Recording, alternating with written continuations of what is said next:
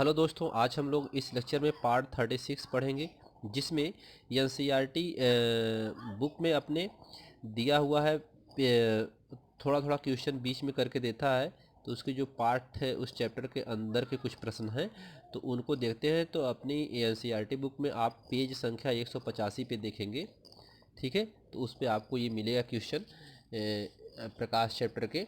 तो जैसे ये बुक है अपनी एनसीईआरटी कक्षा 10 की, आप देख सकते हैं।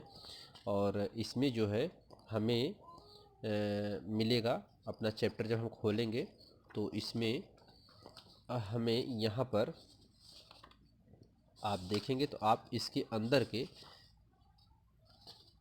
चैप्टर में यहाँ दिया हुआ है, ये आप देखिए ये दिया हुआ है कि ये 4 क्वेश्चन दिए हैं। तो इसको हम लोग, और पेज नंबर 185 यहाँ पर दिया हुआ है। तो ऐसे ही आपको इसमें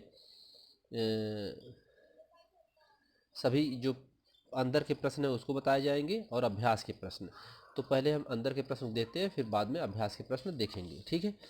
तो यहाँ पर पहला क्वेश्चन है पृष्ठ संख्या 185 का, अवतल दर्पण के फोकस दूरी की परिभाषा लिखिए। तो आप अगर जो हेडिंग आपको पढ़ाई गई है, जो टॉपिक पढ़ाई गई सब, अगर उसको आप ध्यान से पढ़े होंगे तो ये सब प्रश्न के उत्तर आप आसानी से देते चले जाएंगे। तो पहला है अवतल दर्पण के मुख्य फोकस की परिभाषा लिखिए। तो मुख्य अक्ष के समांतर आने वाली, अब देखिए अवतल दर्पण है तो अवतल दर्पण कैसा होता है उसको बताते हैं आपको। अवतल दर्पण आप जानते हैं, तो अवतल दर्पण की मुख्य परिभाषा लिखनी है। तो अवतल दर्पण ऐसा, अब इसमें जो है, इसमें आपको क्या करना है, पहले इसको ऐसा कर लेना है, फिर किरण इसमें। तो मुख्य अक्ष के समांतर जब किरण आती है तो टकराने के बाद क्या करती है, फोकस से होकर के चली जाती है। तो इसकी परिभाषा क्या हो जाएगी, मुख्य अक्ष के समांतर आने वाली प्रकाश किरणें दर्पण से परावर्तन के पश्चात जिस बिंदु पर मिलती हैं, तो इस बिंदु पर मिलती हैं, वह बिंदु अवतल दर्पण का मुख्य फोकस कहलाता है, ठीक है। इसकी परिभाषा हो गई, ये पीछे हम पढ़ चुके हैं।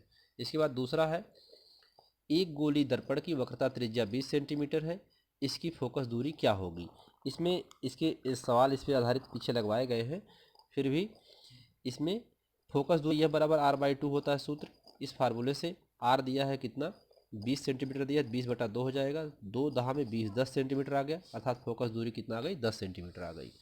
अगला क्वेश्चन है कि उस उत्तल दर्पण का नाम बताइए जो बिंब का सीधा तथा आवर्धित प्रतिबिंब बना सकता है। उस उत्तल दर्पण को बताना है। यहाँ पर उत्तल दर्पण नहीं, यह दर्पण है। उस दर्पण का नाम बताइए जो बिंब का सीधा तथा आवर्धित प्रतिबिंब बनाता है। तो हम जानते हैं कि अवतल दर्पण ही हमेशा प्रतिबिंब सीधा बनाता है। इसके 6 कंडीशंस हम लोग पढ़े हैं। तो जिसमें इसमें छठवां ही उल्टा होता है, बाकी तो सीधा होता है। बाकी तो इसमें क्या होता, इसका वही कंडीशन है कि जिसमें यह सभी प्रतिबिंब को क्या करता है, सीधा बनाता है, ठीक है। उत्तल दर्पण, अवतल दर्पण, सॉरी अवतल दर्पण। तो यहाँ पे अवतल दर्पण वह दर्पण कौन सा है जो बिंब का सीधा तथा आवर्धित प्रतिबिंब बनाए, यानी बड़ा प्रतिबिंब बनाए। तो अवतल दर्पण ऐसा है कि जो सीधा प्रतिबिंब बनाता है और आवर्धित यानी उससे बड़ा बनाता है। तो इसका अवतल दर्पण हो जाएगा। इसके बाद अगला है, इस पेज का लास्ट वाला क्वेश्चन है।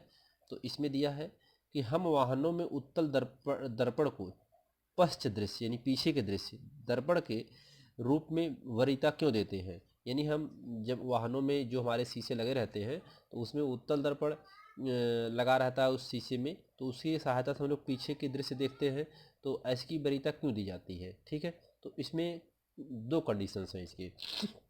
उत्तल दर्पण से जो सीधा एवं छोटा प्रतिबिंब बनाता है, यानी दूर की वस्तुओं को क्या करेगा, सीधा प्रतिबिंब बनाता है और छोटा प्रतिबिंब बनाता है, इसलिए इसका उपयोग करते हैं। दूसरी बात इसमें है कि इनका दृष्टि क्षेत्र बहुत अधिक होता है, यानी ये बहुत दूर की वस्तुओं को खींच कर अपने पास लाते हैं, क्योंकि ये बाहर की ओर वक्रित होते हैं।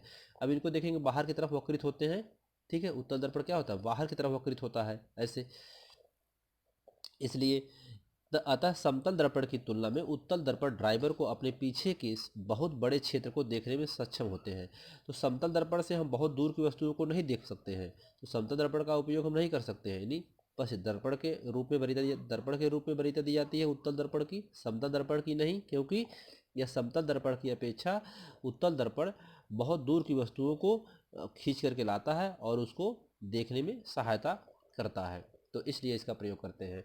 तो इस पृष्ठ के हमारे पास 185 पृष्ठ के 4 क्वेश्चन थे। तो इसके बाद जो अगले पृष्ठ के क्वेश्चन होंगे अगले लेक्चर में आपको लाएंगे। तब तक के लिए धन्यवाद।